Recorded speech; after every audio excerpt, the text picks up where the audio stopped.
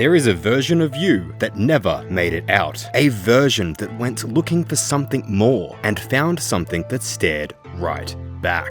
Old school RuneScape is often praised for its charm, its witty humor, and its nostalgia. But buried beneath the surface, in the forgotten dungeons, in old journals, in the examined texts nobody reads, you'll find it is a different story entirely. It is a story about what happens to a person when the very thing that drives them forward to glory and to greatness ends up destroying them. Today we are not talking about dragons. We are not talking about ancient gods. We are talking about the ones who look almost human. The ones who were human, and what that means. These are the most twisted characters in old school RuneScape. Let's start with the quest A Soulsbane. You were sent to investigate a rift in the ground, a sort of geological wound that appeared many years ago. A humble family lives nearby, 2 parents and their child Tolna. The first thing you need to understand about Tolna is that he chose to leave. He was young and grew up in Varrock. His parents, Lorna and Brana, by all accounts, were mild-mannered and normal. But his ordinary life wasn't enough. He heard rumors of a lost civilization northeast of Varrock, something ancient and significant, waiting to be uncovered. A discovery that could make a young man's life mean something greater than himself. So he left. He walked out of home and towards the thing that would ultimately consume him. See, he didn't make it far. He found a strange crevice northeast of the city, and so he moved closer to investigate. And just like that, the ground took him.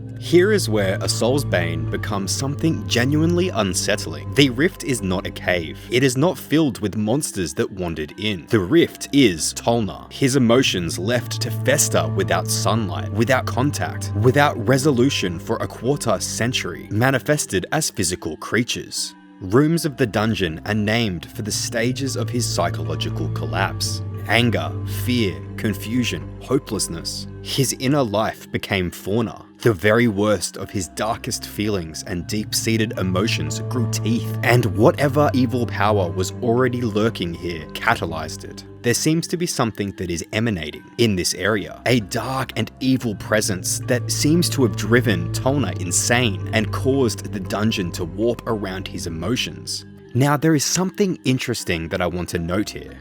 There is a dig site just to the south of the crevice, which used to be part of Sentistan, the great Zorosian city. Tolna fell into a crack in the earth directly above remnants of the most powerful empire in the history of Gielinor. Whatever he felt down there, he may not have been imagining it. The dungeon's power morphed Tolna into a 3-headed abomination. 3 heads must be defeated, each one having a different attack style, each one poisonous. 3 heads operating through one shattered mind. 25 years of unprocessed humanity distributed across a body that no longer makes sense. The most devastating moment of them all. You are not alone when you find him. His father is already there. Brana, who spent 25 years searching for his beloved son, eventually descended into the rift himself. He never stopped looking and is now standing at the center of the dungeon trying to reach whatever is left of his child inside the monster. You stop Tolna from killing his own father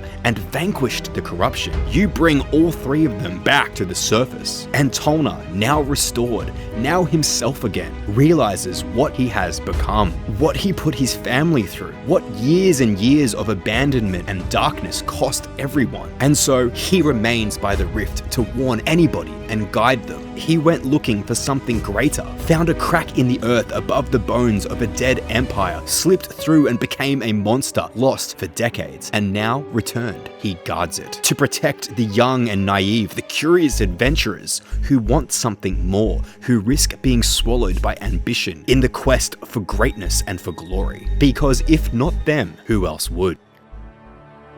The Underground Pass is one of the most deliberately uncomfortable pieces of content in old school RuneScape. It is designed to feel, well, just wrong. And most players who are rushing through a quest, they just end up walking right past the most disturbing details in the dungeon, the cages. Have a look around. Read the examine text on the soulless and half-soulless. A creature empty of emotion.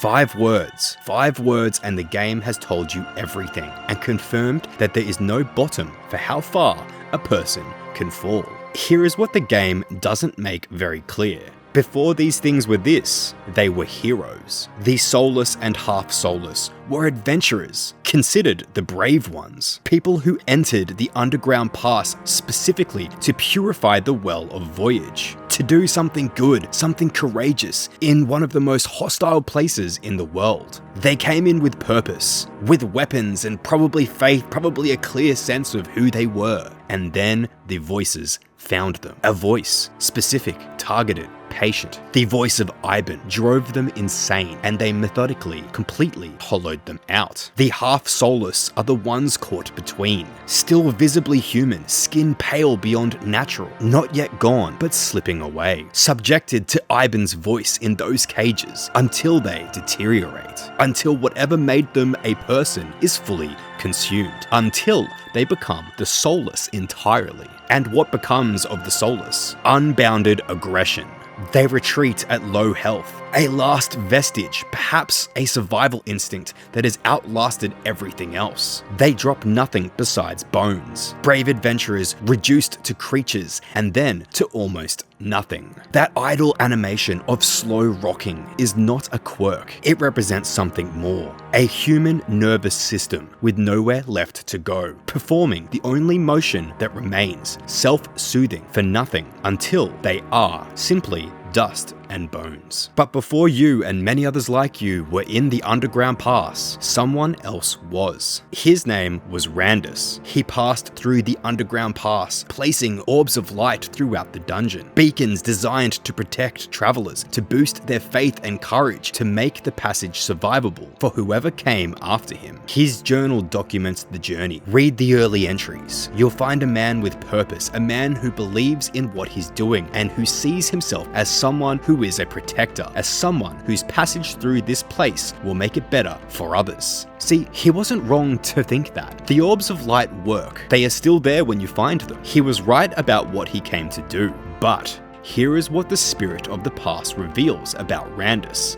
The detail his own journal doesn't foreground. He came to the underground pass to become a great and mighty warrior. And that desire, that hunger for greatness, for legacy, for being more, is exactly what Zamorak's corruption reaches for. The same drive that made Tolna leave home, the same current that runs through every adventurer, something greater. In the underground pass, that current is a trap. The corruption found the ambition underneath the heroism, the want beneath the faith, and it moved on. It didn't seep through weakness, no. Instead, it came through the very thing that made him capable of being here in the first place. He made note of what he heard, siren calls within the pass. He was still lucid enough to document what was happening to him, and it wasn't enough. Randus performed an ancient ritual. The spirit of the past says it altered his spirit forever. He became a soulless, the same fate as the adventurers he'd placed those orbs to protect. He remains in the past, in that state, even today. His orbs of light remain, still protecting travelers, still doing the work he came to do without him. The tragedy of Randus is left in the record he left behind. Disciplined, thorough, a detailed account of him being consumed. Entry by entry, his handwriting changing, the siren calls getting louder and louder.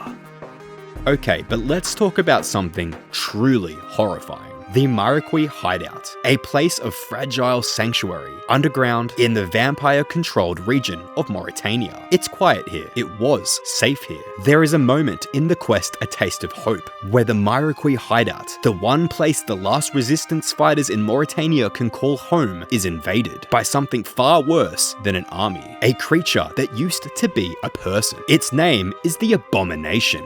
And that name is doing the heaviest lifting in the entire game, because somewhere in the lore, if you look, is a detail so quiet it almost doesn't register. This thing has a sister. Her name is Seraphina. She cared for her brother deeply, unconditionally. The kind of love that doesn't ask questions before it acts. When her brother was cut by a poisonous blade, a vampire came to her with an offer. Let us experiment on both of you, and we will save his life. She accepted. Her brother's life was allegedly saved. His body was used as material. Vanstrom Klaus and Rannis Drakan were given the result, given him as a tool, a hunting weapon, because once the Abomination gains a taste of a target's blood, it will find them, no matter where they hide. Even severely weakened, even brought down to a fraction of its capacity by Safalan's power, it is still dangerous, still hunting, doing the only thing it was rebuilt to do: track,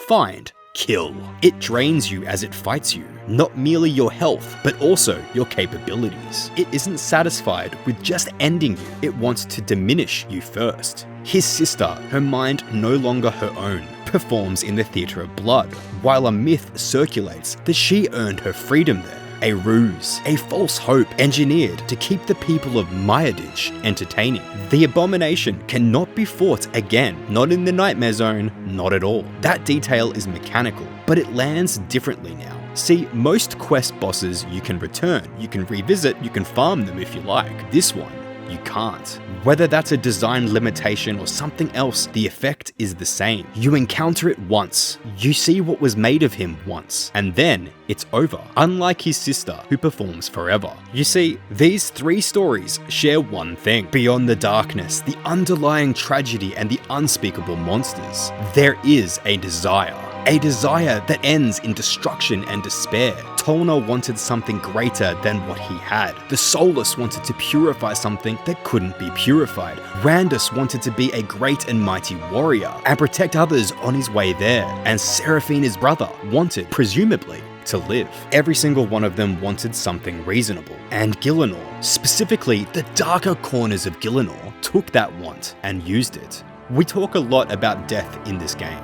The death of the gods, the death of empires, the narrative finality of quest lines, where something ancient and powerful is put to rest. We do not talk enough about what this game considers worse than death. Tolna did not truly die, rather he festered, and then he was restored to spend the rest of his life standing guard over the hole that broke him, warning others, the naive, who like himself hold desires for greatness, because who else would? The Soulless did not die either. They were emptied, brave soldiers, reduced to creatures that drop nothing but bones. Randus, as we know, did not die. He documented his own dissolution, entry by entry, until the journal stops. Seraphine, his brother, did not die. He was repurposed, handed to vampire lords as a hunting tool. And so these may not be the nicest stories, they may not be something that you read to children, but they are all something that carry a message. The idea of a person's passion, a person's anger, and how that passion can ultimately